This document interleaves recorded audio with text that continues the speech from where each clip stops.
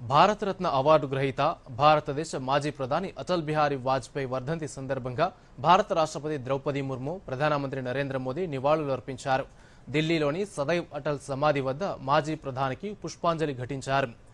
ఈ సందర్భంగా భారతదేశ పురోగతి పట్ల వాజ్పేయి నిబద్ధత, అభివృద్ధి చెందిన, స్వావలంబన కలిగిన దేశాన్ని నిర్మించే ప్రయత్నాలను ప్రధాని మోదీ ఎక్స్లో కీర్తించారు.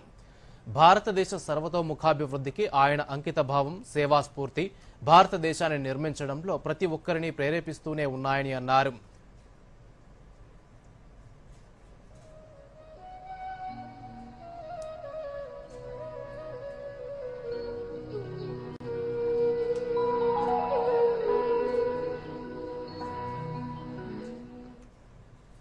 కేంద్ర మంత్రులు జేపీ నడ్డా, కిరణ్ రిజిజు, గజేంద్ర సింగ్ షెకావత్, జేడీయూ ఎంపీ సంజయ్ ఝా, ఢిల్లీ ముఖ్యమంత్రి రేఖా గుప్తా కూడా సదైవ్ అటల్ను సందర్శించి నివాళులర్పించారు.